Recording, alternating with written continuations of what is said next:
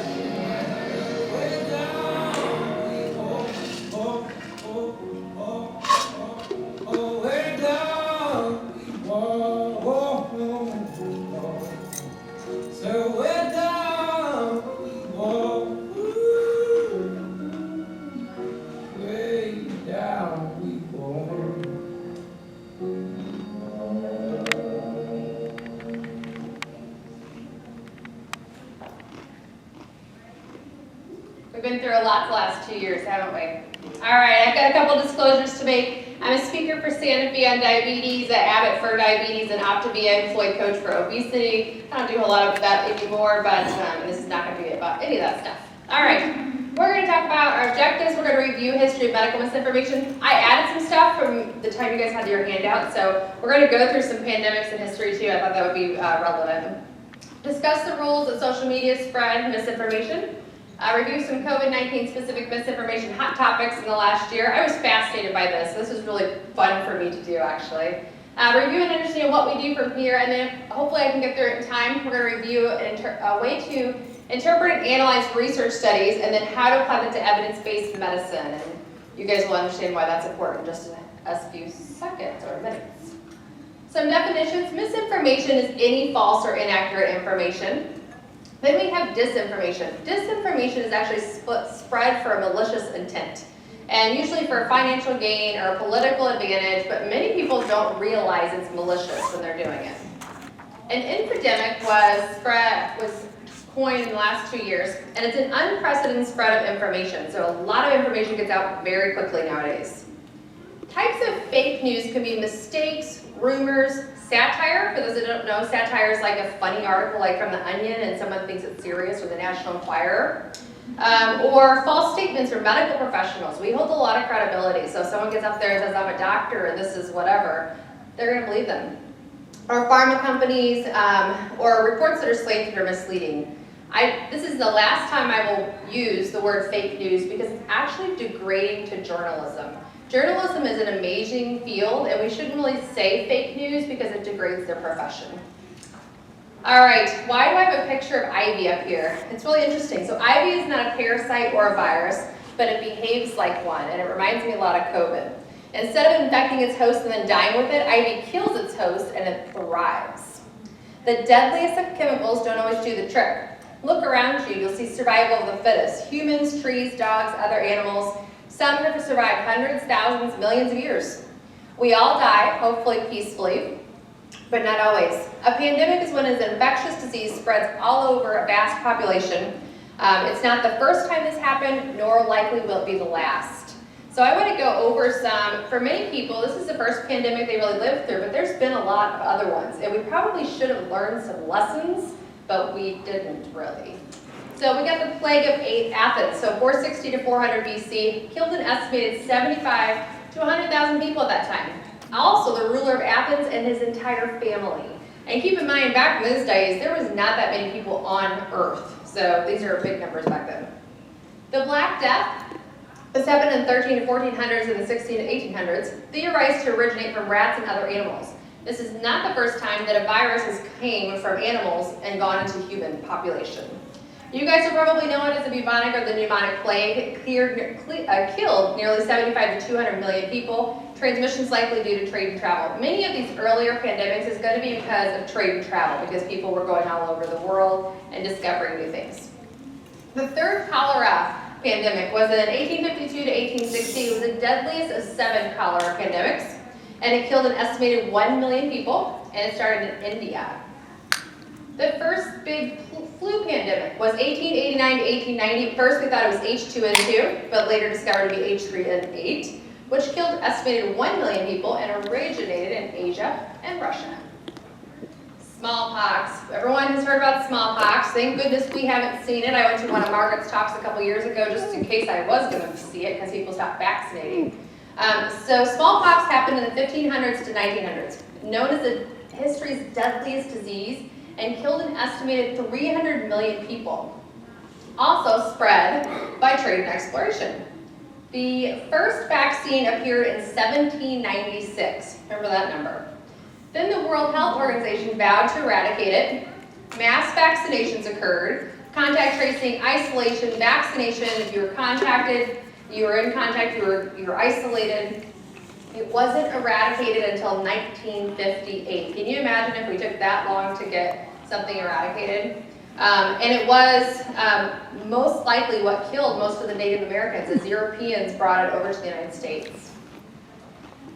COVID has been talked and compared a lot to the 1918 flu, and it was very similar to the 1918 flu, and we didn't learn nothing from that, it seems like. So it was completely unexpected. It targeted young, healthy individuals, so that's what made it a lot different. Usually we're used to the flu killing elderly and children.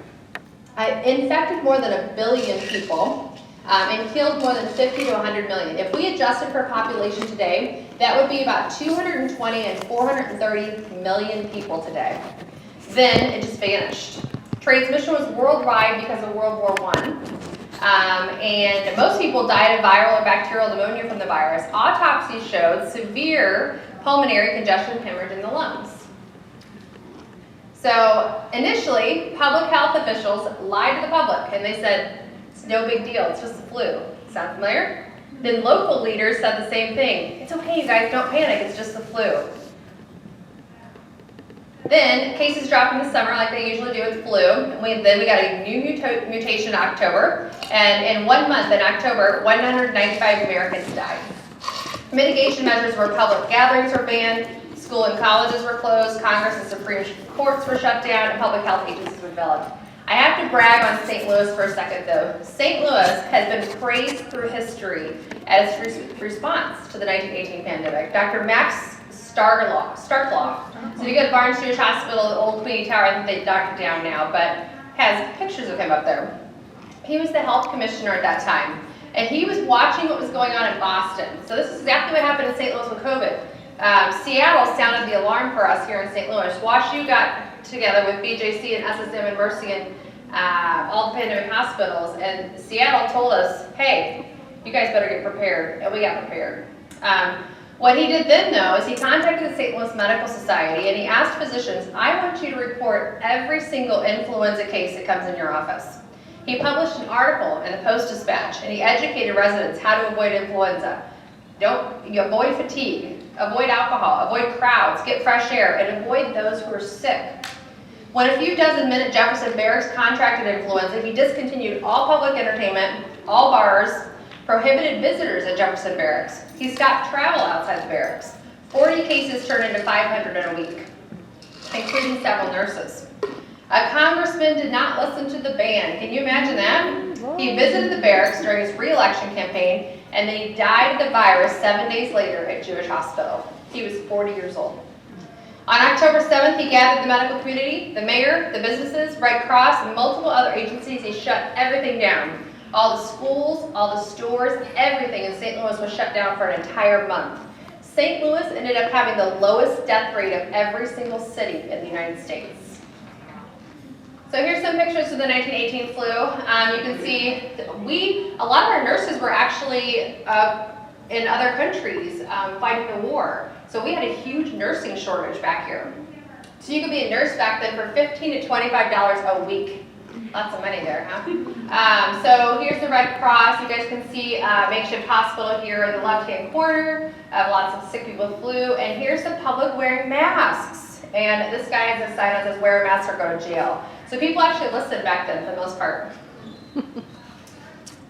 So this is one of the first misinformation topics, and it was around the time of the 1918 flu.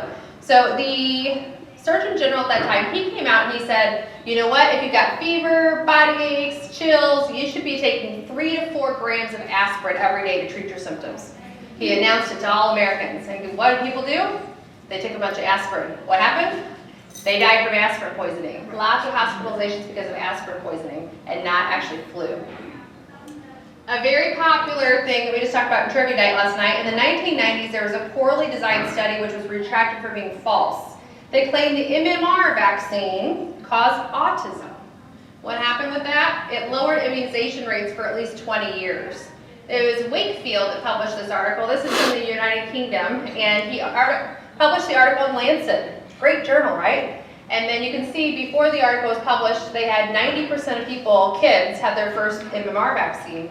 Articles published for 20 years went way down, like 60% of parents. And still, a lot of people believe this still. And so the article was finally retracted in 2010. It was totally false. And you can see it took a really, really long time for vaccination rates to go up. So misinformation is very, very harmful. There is a lot of history of unethical studies. We all in this room need to admit that and understand that and empathize with that. Nuremberg. Every single time I hear someone compare COVID vaccines or COVID mitigation to Nuremberg, it makes me sick to my stomach. For those that are unaware, when you research study, you have to sign Nuremberg Code of Ethics, and it says that you will not do harm to other people. So Nuremberg was where Nazi Germany were doing experiments on Jewish people, and they were torturing and murdering these people and giving them things that were awful and killing them. So that was awful. The Tuskegee syphilis trial, African American men who had syphilis or were given syphilis, and they were told, you're going to be treated for bad blood. They didn't tell them exactly what was happening, Penicillin was discovered in this time period, and they were not given penicillin. And what happened to many of those men? They died. So a lot of our mistrust in the African American community comes from this. And I have a case study I'll share with you in a second about that. There has always been institutional racism in medicine. There is still a lot of institutional racism in medicine. We need to admit it, and we have got to deal with it, and we have to empathize with our patients. It doesn't just happen here, it's all over. In South Africa, they had AIDS denialism. So someone, I think it was a government official actually, came out and said, HIV does not cause AIDS, so don't take that medicine. If you get HIV, you're not gonna get AIDS. So what did people do? They didn't take the medicine. And then 330,000 people died between 2000 and 2005 because they wouldn't take the antivirals that were free to them. This is just some really weird random thing. Did you know Gwyneth Paltrow sold, or maybe she still sells them, jade eggs for vaginal rejuvenation? This is for you, Susan. Birth control makes women unattractive and crazy. What happened when this misinformation topic came out? People didn't take birth control, and then we had all these unintended pregnancies. You can cure cancer with carrots. You can actually cure cancer with anything if you go on the internet. There's a 2017 article about dandelion weed boosting the immune system and curing cancer, shared 1.4 million times with many likes and comments. The FDA has issued 90 warning letters to companies producing products that claim to cure cancer. Cancer is one of those things, you guys, if our family member or we get cancer and it's terminal and we're dying, people are desperate. And the medical community's done everything, and they're on the internet and they're gonna try anything. And I don't blame them. But it can also be dangerous. The tobacco industry is a really good example of lots of misinformation. So in the 1950s to the 1960s, they said tobacco is not harmful or addictive. They even said it under oath. You'll see that in a second. Then they said, well, maybe tobacco is addictive, but it doesn't cause lung cancer. And they spent millions of dollars on misinformation saying it does not cause lung cancer. No way. Then they said, well, maybe tobacco causes lung cancer, but secondhand smoking is not harmful. And they actually hired all these scientists to actually do studies to prove that secondhand smoke was not harmful for the public. Well, then they said, well, maybe that's really true, we were lying. But youth prevention programs are working. And nicotine is not addictive. Maybe tobacco is, but nicotine's not. And then they said, okay, well, maybe all that was not true, and light or mild cigarettes are safer. And then what happened in 2010, so then we had this huge smoking cessation campaign. We all probably worked through that. You guys remember? We were so good about getting people to quit smoking. And the tobacco industry supported us. So then what did they do? They said they're going to support a smoke-free world, and they switched to vaping products. So all these companies started making vaping products. Now the big tobacco industry sued all those companies, and they make all the money off of it. And of course, they're marketing towards kids. So here they are at the top left-hand corners, under oath at Congress, saying that nicotine is not addictive. They hired physicians to say, you should smoke, it's good, it's great, wonderful. Here's the Marlboro Man. We all know what happened with the Marlboro Man, right? And now we got the vaping products. So the tobacco industry has been filled with misinformation and disinformation. All right, so let's move into COVID. All right, so why do we have all this misinformation and mistrust? I think the mistrust itself is one of the things that really, really get to me. I just didn't think people would never trust us. The problem is that we update recommendations based on changes in science based on new data. We've never had SARS-CoV-2, so we didn't know what to do about it. And so based on new scientific literature, we changed our guidelines. And then the public thinks we don't know what the heck we're doing, but that's how science works.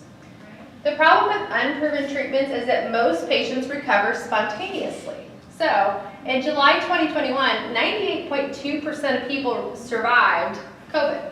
So without a control group, a positive outcome would be apparent with really any treatment, including placebo. So if I give all 10 of my patients Flintstone vitamins for their COVID, all 10 are probably going to survive and get better. But did the Flintstone vitamins make them better? No. To actually show a statistically significant reduction or finding, We would have to replicate that in 16,000 patients, and then to get even more validity, we would have to repeat it in other studies. But many providers are sharing positive outcomes in treatments in as few as 5 patients. And a lot of times it's not for malicious intent.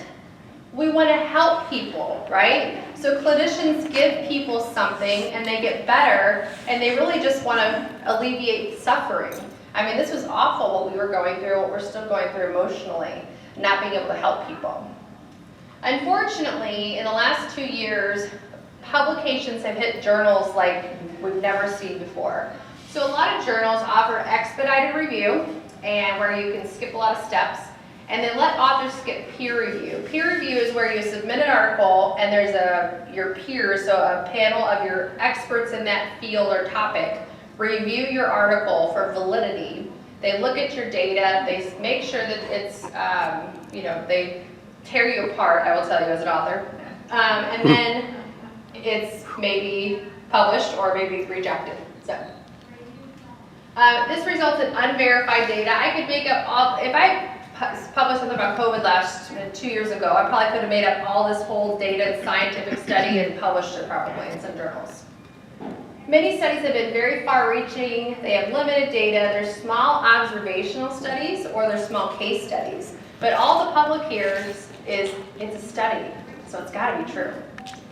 Objective facts are less influential than those that appeal to emotional, personal beliefs, which we'll talk about in just a minute. This is we'll kind of say this over and over again, multiple different ways. But there's a lot of consequences with our misinformation and COVID. As you guys know, this has caused a lot of confusion. It's led to people refusing the COVID-19 vaccines, rejecting public health measures like masking and social distancing, and relying on unproven therapies. It's led to a lot of harassment and violence against public health officials. We had death threats to some of our organizations, nurse practitioners and physicians, who were on a board who supported a mask mandate in one of our counties in our area. Healthcare workers have been harassed. People from my office have been mocked because they were wearing a mask even though they had scrubs on in gas stations. Frontline workers have been harassed. You would not believe the things that people have said to me on my social media platforms. I just erase them now, but I've been called all sorts of different names. Sheep is my favorite. It's led to a lot of protests and civil unrest and a lot of division. I have never seen such polarized opposites. We got this end and we got this end, and this end thinks this end is awful, and this end thinks this end is awful. So we got a lot of putting the pieces back together here and getting us connected again. So media outlets, this is the big one that made all this happen. So before the internet, there were only a couple broadcasting groups, and they had a very rigorous editorial process before news released. So I've got some news, and it goes to this board, and everybody has to review it for accuracy, and then it's released. So that doesn't happen anymore. Although the media is made to inform and educate, they can amplify false and misleading narratives. I don't think any media outlet had a pandemic plan. I mean, the United States didn't have a pandemic. Well, we did, but we didn't use it. There's not really health and science experts that are reporters. So you guys see when they usually talk about medical topics, they'll have a physician or they'll have a public health official or something like that, because the reporters don't know a whole lot about science. And so they probably don't understand. We talk in a very technical language, so they probably don't understand what we're saying. 36,000, they don't always have high standards.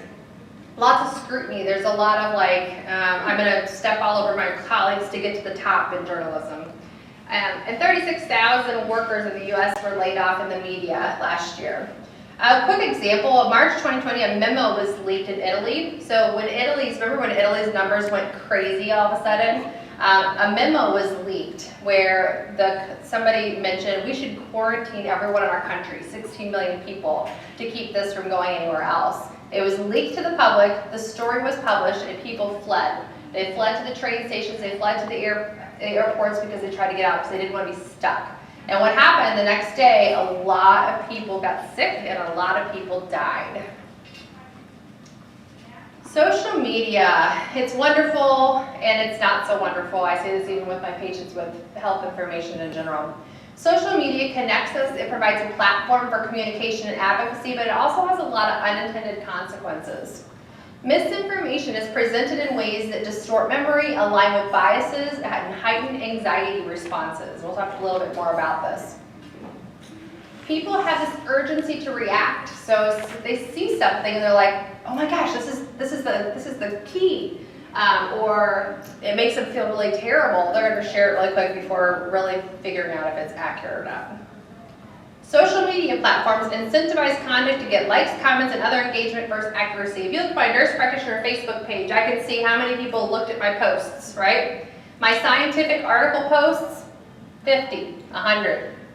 And then my weight loss picture of me when I lost weight, 1,200. Or my food pictures or my kid. But the scientific articles, they don't get shared. Nobody's looking at them. Let's talk about Twitter. Oh, hold on. We'll talk about Twitter in a second. So relevant topics, of course, in someone's life at that time are going to be shared more. So, of course, COVID was constant. Now we're talking about the war in Ukraine and oil prices. So whatever people can really relate with at that time are going to be shared more. Scientific information, like I said, is less likely to be shared.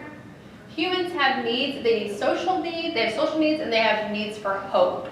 So especially when people find other people that support their biases, that makes them feel connected. And they're trying to make sense in a time of chaos. So people are just trying to figure this out too, right? They're scared, they're anxious, they've been locked in their house for 2 years, watching TV all day long. So nearly half of Twitter accounts tweeting about COVID are bots. They're not actually real people. And what's really interesting is most of them are from Russia. And so since the Russian war started, our COVID misinformation has plummeted, which is, I love it. But, I'm sure there's going to be, it'll be back, don't worry. Many bots on social media platforms are from other countries. Russia, India, and Africa are the biggest ones. And so in Russia, I don't know if you guys know, but someone actually shut down a lot of their social media platforms and internet access. So that's why we don't have as many bots doing stuff like this. Social media platforms follow algorithms. So for those that are unaware, if you're on Facebook or something like that, your news feed is filled with stuff that you are interested in. Your phone listens to you, your Google searches, your things that you interact with. Mine's all about weight loss and health and medicine and stuff like that. But if I was always looking at anti-vaccine stuff and all this other stuff, that's what I would be fed every day. And you see the same people's stuff that you interact with over and over again. There's probably lots of people you never even see their stuff. Platforms now have debunking of false information. Thank goodness. It took too long though. It was like probably, a year and a half into the pandemic before they finally, now you'll see something and it'll say this is false. And you can still look at it, but they have some debunking. The most recent example of misinformation about COVID is Yahoo News published this article. And you guys probably heard about this. The Children's Health Defense Organization published an article and said, Pfizer and FDA dropped a data bombshell on COVID vaccine consumers, published March 3rd, 2022. It's a 38-page document released where in the appendix it had a list of events of special interest. If you guys look back at medication trials and other vaccine trials, we have this for everything. What happens is, so it was included 1,291 different adverse events following vaccination. All that stuff that's in VAERS got listed in that appendix because we haven't totally proven that it wasn't the vaccine that caused it. So there are events of special interest, we need to keep an eye on it. But the public says, whoa, look at this, 1,200 things that it does, and they're not telling us, they're hiding it from us. Not true. Okay, so the president, if you actually look at, I never heard the Children's Health Defense to be honest, but the president actually completely downplayed risk of COVID in children. No big deal in kids at all. Stated it was a criminal defense to expose infants and children to this highly risky vaccine using VAERS as her source.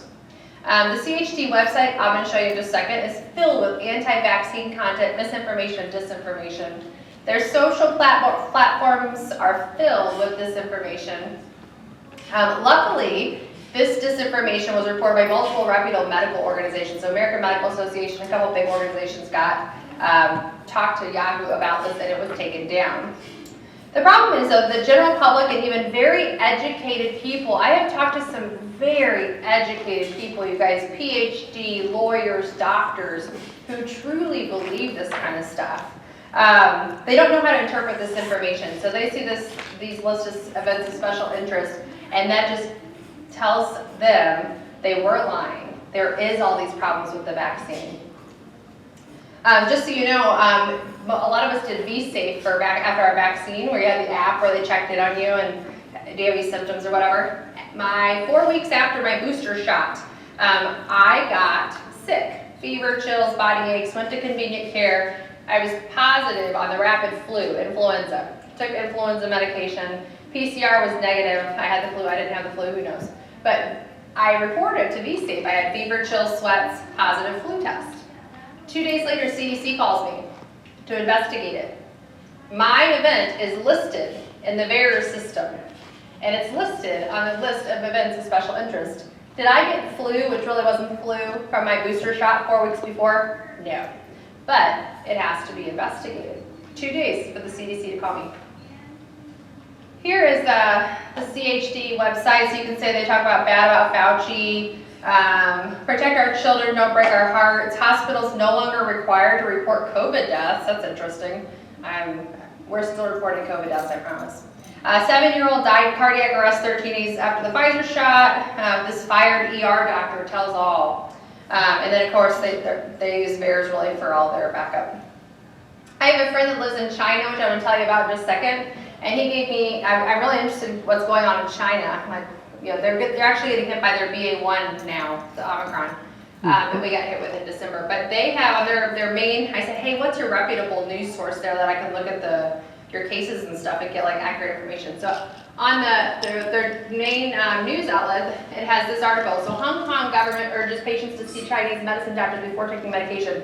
There was 350,000 boxes of this herbal medication that was ordered by the government and then dispersed to all these people that signed up for it on this website that said it treats COVID. And it resulted in 1,900 people with liver failure. And so, but people were like, oh, this is gonna cure your COVID, take this medicine, and they did. And this is what they're dealing with right now. All right, this is the fun part, you guys. So let's talk about some of these hot topics from COVID. Did you know that COVID spreads through the 5G networks? Where did it start? French conspiracy website. So Wuhan actually had been installing 5G towers for months before COVID started.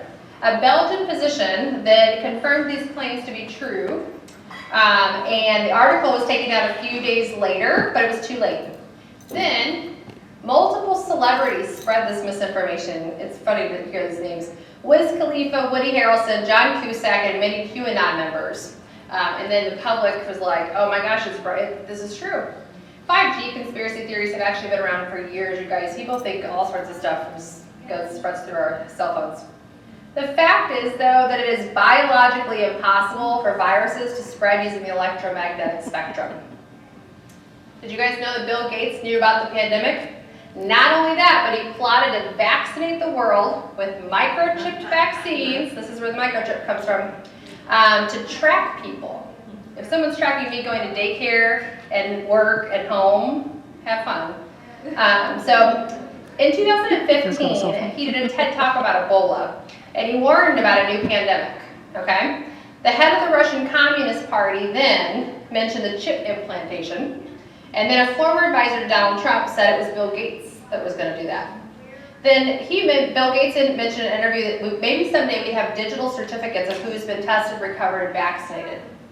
The fact is that there is no microchip in the vaccine. I know someone personally who actually thinks this. This technology he alluded to was like an invisible tattoo where you could like scan it and you could see who's had COVID or been vaccinated. It would not be trackable, nor does it even exist yet. He just mentioned something like that, but people ran with it. The virus escaped from the Wuhan lab. This one actually could be plausible, couldn't it? But, let me not give you the fact yet. All right. So Wuhan was the epicenter of the epidemic, and the lab was the leader in coronavirus research in the entire world. There was a video that was published by Epoch Times that was watched more than 70 million times saying that this is what happened. It came from the lab. The fact is, so far, multiple peer-reviewed studies showed no confirmation that it emerged from the lab, and or the genetic sequence of SARS-CoV-2 does not match any samples from that lab. So maybe they got rid of them before we all investigated and got in there. Maybe we'll never know. But the wet market seems to be the most likely source. So we have not been able to prove that it came from that lab. So my friend from China that I mentioned, when this first happened, I asked him, do you think this leaked from the lab? And he goes, I don't think so. He's been there for like 15 years now. He speaks English. And he married a beautiful Chinese woman over there. He's never coming back home. But anyway, he's, I don't think so. They would be really dumb to do that with the internet nowadays. And he's like, he said, Maria, let me show you this wet market. This is the wet market down the street from his house on the left. So you can see, yes, that man is cleaning dirty sewage out of the sewer in the middle of the day with all that raw meat behind him and the customers right behind him. He said, this is what our markets look like. No sanitation guidelines at all. And they sell live animals. And so it is and if you look at where the COVID cases actually started, they surrounded the market versus surrounding the lab. But that could be plausible. I'm going to skip over the timeline. You guys don't need to review COVID timeline. Masks. Oh, let's talk about masks. Oh my gosh. Margaret can tell you I have had a wonderful time with school boards out in my county and masks. Okay. Masks cause carbon dioxide poisoning. Did you guys know that? A study was published in 2021 in JAMA, reputable source, claiming that masks cause carbon dioxide poisoning. It was retracted a month later because when you actually look at it, the methodology of the paper was awful. The measurement device that this guy used were completely unreliable. It's like this guy doing an experiment in his basement. And then when he did go through peer review, the peer reviewers like ripped him apart, and his responses back to them were not good. The fact is that face masks do not decrease oxygen or cause retention of carbon dioxide. O2 and CO2 are so small that they can pass through masks. And you'd think that we would all be crazy by now, right? Maybe I am crazy, Don. But when this came out, the PA that I worked with at the time did a little experiment with our fit tested N95s on, and we did power walk around this big old thing outside Missouri Baptist, 96 degrees, and then we measured our oxygen before and after and our CO2 before and after. Nothing changed except I was very tachycardic, 160 heart rate because it was hot and I was exhausted. But our oxygen and our carbon dioxide were fine. I just grabbed this one because two separate people told me this exact words. Wearing a mask is like a chain link fence to keep the mosquitoes out of your neighbor's yard. Okay, so I'm like, where do they get this from? So the fact is that makes no sense because mosquitoes can fly through a fence or above the fence, and there's big gaps in the fence. So they're comparing masks to like they're completely ineffective and everything can get through, right? Even though the size of coronavirus is very small, so we're going to see this in just a second. They're right about that. They don't travel alone. They travel in droplets and aerosols. So no matter what kind of barrier you have on your face, even if it's a gator mask, if you sneeze or cough, at least it's not going to go straight into your friend's face. It's going to go out or up, right? So anything is better than nothing. And it's not like a chain link fence. So, did you know that masks also cause tooth decay and gum disease? Masks don't actually do it. This actually kind of is true. It's not the mask. It's because people stop brushing their teeth and people stop drinking water.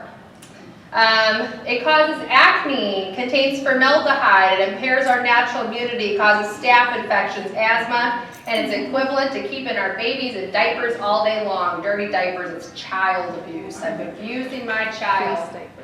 Mm-hmm. This is a really great picture of the size of particles, okay? And you got human hair is the biggest over here. Coronavirus is all the way down there. Zika is the littlest, but the coronavirus is 0.1 to 0.5 microns. So it is very, very small. They are correct. That's what they use when they talk about this misinformation. But like I said, it doesn't travel alone. Viruses travel in droplets. So droplets actually 5 to 10 microns, and almost all medical grade masks protect against 5 to 10 microns. So yeah, from the beginning, when Americans were getting on sewing machines and making fabric masks, I was like, oh, I don't know how well that's gonna work. But it was better than nothing, right? Now Omicron was a little different. Suddenly, Omicron was getting through our masks, weren't they? We were getting sick at work with just one little surgical mask on. And it's because Omicron, what we're thinking is it's actually aerosols. So it's smaller, so it gets through non-medical grade masks. So when we were all getting sick at work in December, we were double surgical masks, or I was getting fit tested in 95 when the big Omicron surge was going on all day long. And I'm not crazy, I was doing 8 hours a day, 5 days a week. So I was lucky enough to be able to speak at a school board meeting, and then I had 2 people speak on my behalf. And I've been watching all this school district drama for months. One parent would get up there at almost every single school board meeting, and he had a citation for every single point he made. He sounded really smart. He'd be like, a doctor said, epidemiologist said, this randomized controlled trial, this study, this study, this study, and I was like, it made me think. So I was like, did all this science really exist? Despite my vast knowledge in scientific research, maybe they're right. Am I reading biased science? It really made me question myself. So I looked every single one of those articles up. Complete waste of my time. It was really funny, actually. These were his citations. So the one was an opinion article from Fox News, not a study. The study about the adverse effects of masks in children was an observational study and a survey of the parents. What do your children experience when they wear a mask? My kid is not having mental health problems from his mask. It's not studied. The randomized controlled trial that he stated, that really a randomized controlled trial. It was on adult healthcare workers wearing fabric masks. It was influenza, not COVID. We know that we should not be wearing fabric masks taking care of any kind of sick patients, right?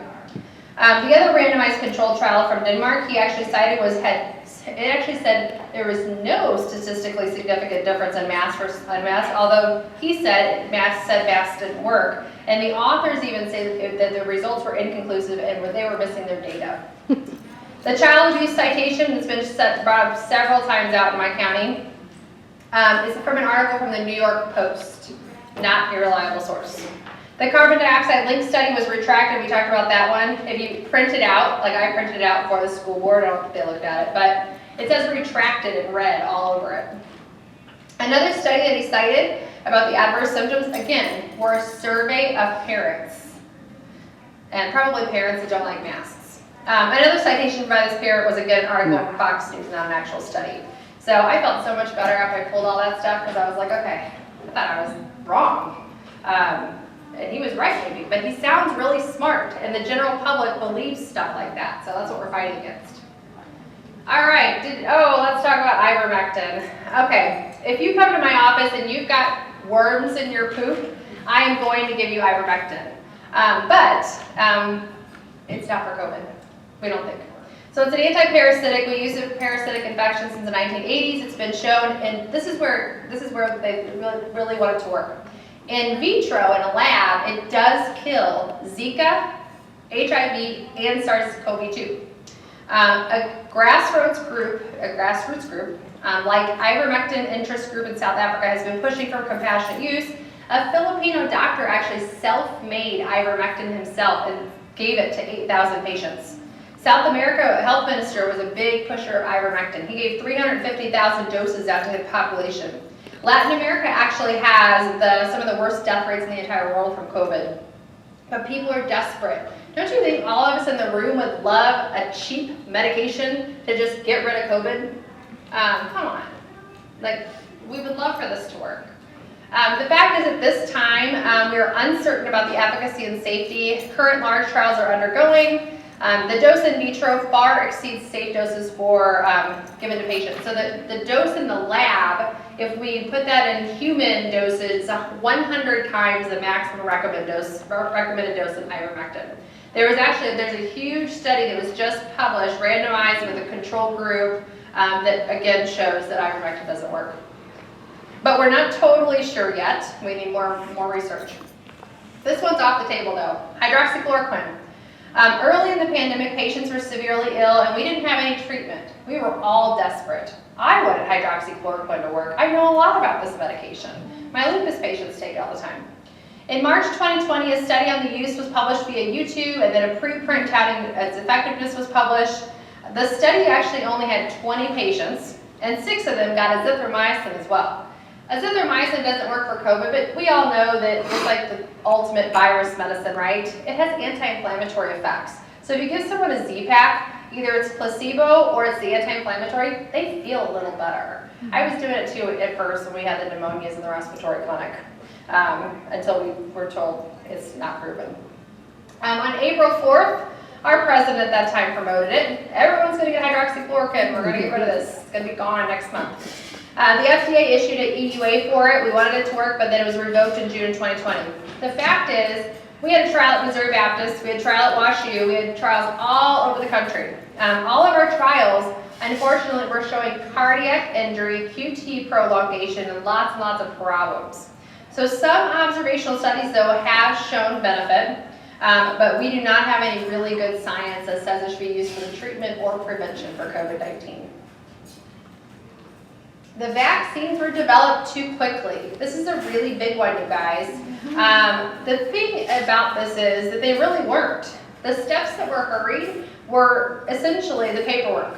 Scientists had a leg up. They had been doing research on mRNA vaccines for years. They already had it for SARS and MERS, but SARS and MERS didn't really spread, so we didn't have to use it. They were also studying it for flu, Zika, rabies, and even cancer. We're actually about to have an mRNA vaccine for HIV, you guys, that may be like the answer for HIV. The fact is that no steps were skipped, and Pfizer's vaccine received full approval from the FDA. So all the months of waiting for paperwork to be reviewed was what was sped up. The vaccines alter our DNA. A video was circulated by an osteopath, and it claimed that the vaccines make us into genetically modified organisms and will also hook us up to artificial intelligent interface. That sounds cool, doesn't it? It was uploaded to YouTube and had over 300,000 views. The fact is that people do not understand what mRNA is. They have no idea. mRNA, DNA, they don't know. You would have to have 2 other catalysts for that mRNA to get in the nucleus of the cell to do anything to our DNA. An mRNA vaccine, you get shot in the arm, and it gives the message to the body, hey, you're being exposed to SARS-CoV-2, and your body says, oh crap, I better produce some antibodies. So it produces our own antibodies against COVID-19, or the SARS-CoV-2 virus. That mRNA genetic sequence is gone within the body within 72 hours. There's nothing left. It doesn't change our DNA. Maybe some people could use their DNA changed, but it doesn't. Why do people hate this man? I just feel so bad for this man. So, proposed reasons why people hate Dr. Fauci. So many conservative media outlets share a lot of misinformation regarding Dr. Fauci. I don't see it, so I didn't know what all they're saying. But as the pandemic started, conservative people especially sought a villain to blame. And I'm not going to even, I try not to be political at all, but like, when there's a problem, and we are in mass chaos and things are bad, we all look for something to blame, right? We got to blame somebody. So Fauci was who was to blame. Because initially, he told the public not to wear masks. You know why? Because he was afraid we didn't have any for us, because we didn't. China makes all of our PPE. China shut down, we didn't have enough. So he was like, we cannot have the public buying up all the damn N95s because our healthcare workers won't have them. That's why he said that, to protect us. Then, we didn't know how transmissible this thing was. And so there was a lot of back and forth about like masks and what to do. He also misrepresented facts about NIH funding in Wuhan, and no one will ever let him live that down. There's constant changes based on new evidence that's led to a lot of mistrust both for Fauci and the CDC. The fact is, this guy is amazing. Appointed director of NIAID, he's advised 7 presidents. He is like the most well-known guy for autoimmune disorders. He did all this amazing research for autoimmune disorders. In 1985, he ranked the world's rheumatology. He's ranked the 35th most cited living researcher and ranked 9th out of 2.5 million authors of immunology, prestigious awards, lectures globally, multiple boards, author, co-author of more than 1,400 publications and textbooks. That wasn't even all. His CV is amazing. So to say that this guy has no credibility, really? I mean, I don't know. Okay, remdesivir is killing people. This misinformation topic actually did kill 2 of my patients. So a former chiropractor, Dr. Brian Artis, published a video viewed hundreds of thousands of times. He claimed that patients are dying from kidney failure from remdesivir instead of the disease itself. He also stated health authorities made COVID-19 look deadlier than it was, and we approved remdesivir so that we could murder people, but convince people that COVID killed them. But really, remdesivir is killing them. He also discouraged people from seeking hospital care. That's what killed one of my patients. Multiple Australian telegram channels claim that deaths caused by remdesivir were being faked to encourage people to get the vaccine, and that unvaccinated individuals were going to be denied care and not given nutrition. Not true. Who's on the top of our priority list for the monoclonal antibody infusions and Paxlovid? The unvaccinated people with high-risk conditions. We're not withdrawing care. We're not going to withhold care. We don't do that. But this has kept people. I had another patient's wife, who was a retired nurse, make the hospital stop giving her husband remdesivir. He survived, but I don't think he's going to have any quality of life. And it makes me really sad. We had a really great talk about it, though. The fact is that remdesivir inhibits RNA polymerase in SARS-CoV-2 and significantly reduces time to recover in patients that are hospitalized and needing oxygen. We do know that there's really no benefit in people that are on the vent or on ECMO, but we're not killing people with it. All right, so there's some hot topics. What can we do? This is, okay, we got a problem. What do we do about it? Lots of people love to say we have a problem, but they have no answers.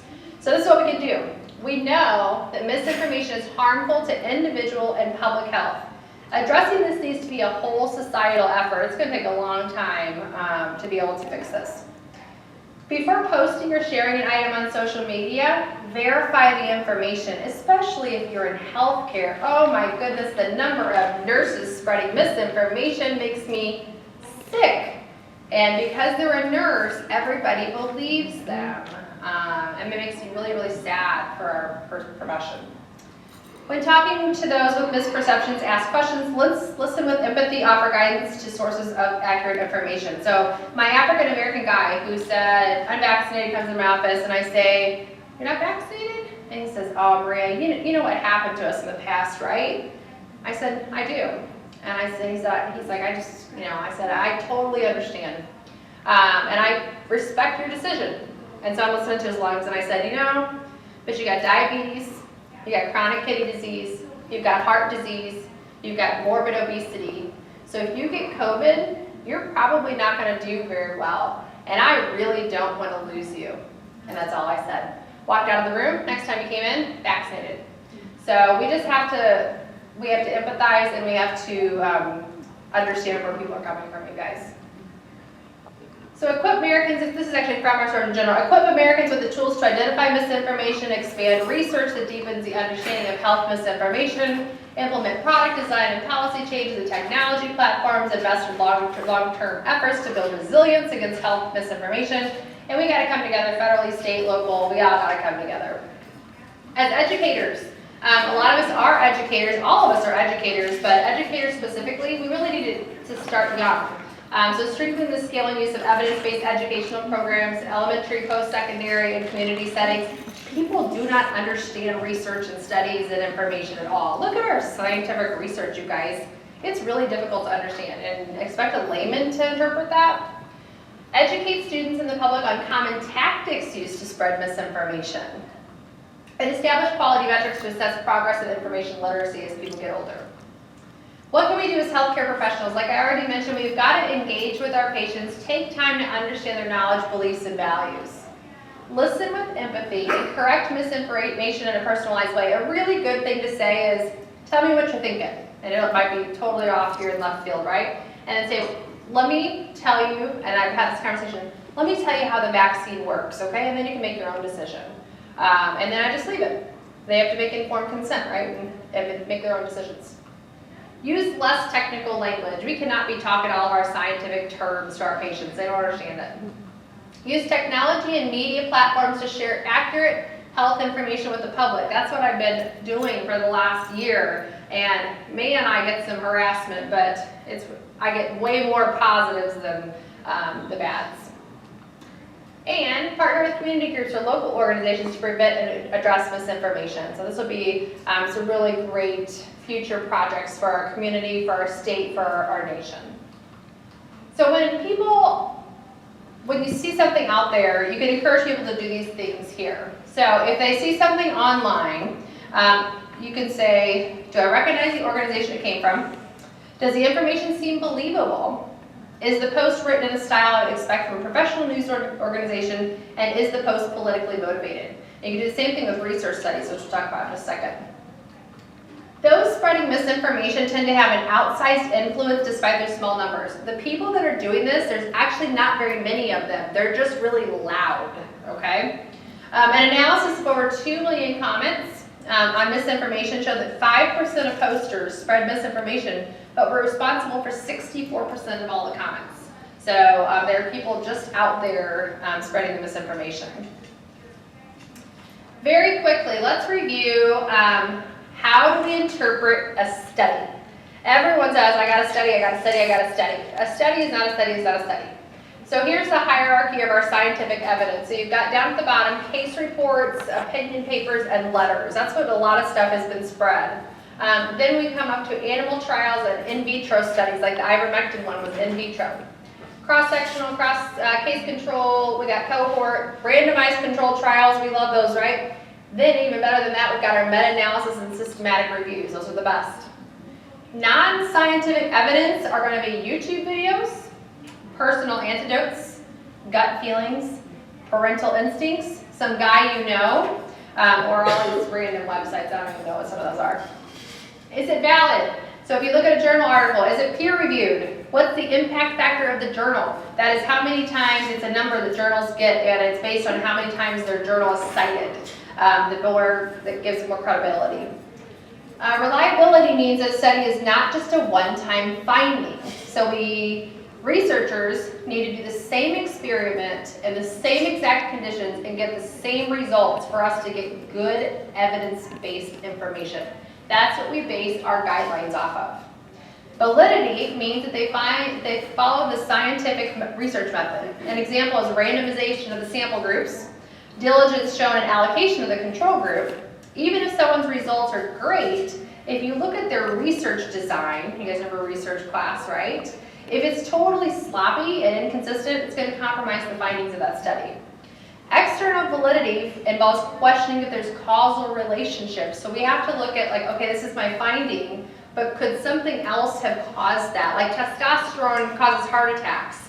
The study was in like old guys over 65 with diabetes and obesity. Did testosterone really cause it? I mean, there's probably some other factors here that probably were playing a role. So, we'll leave you with this quote from the Surgeon General that is serious threat to public health. It causes confusion, sows mistrust, harms people's health, undermines public health efforts. Limiting the spread of misinformation is a moral and civic imperative that will require a whole societal effort. So, any questions? All right, guys, thank you. Susan? So what, if you wanted to provide patients some literature in like layman's terms that you think would be helpful for them? Yeah. Because I have like a study about the vaccine and pregnancy. That's something I deal with all the time. What do you give, besides like us telling them, what else do you provide them, or do you suggest something for them? Yeah, I love that hierarchy of studies, so I provided that to the school board. The school board, when I printed out all the studies, they don't know how to research. So I provided summary But we really can break down the information in layman's terms. There's a lot of stuff you can find. John Hopkins publishes a lot of really great infographic, pretty cartoon educations about vaccines, and there's a lot of materials for patients out there about the different misinformation topics. Okay. So, but I really wanted to actually share, that's why Don's recording, I wanted to share this on social media to make people realize a study is not a study is not a study. And a YouTube video is not going to hold the same credibility as a randomized controlled trial that's repeated 6 times. So, anything else? Thank you guys. We're almost through this, right? All right, thank you so much. If you have any questions, please let me know. If you want all the slides too, because I know I added a lot since I originally gave my slides, just let me know, and I'll get them to you. Thank you. All right, you guys are Thank you, out. Maria.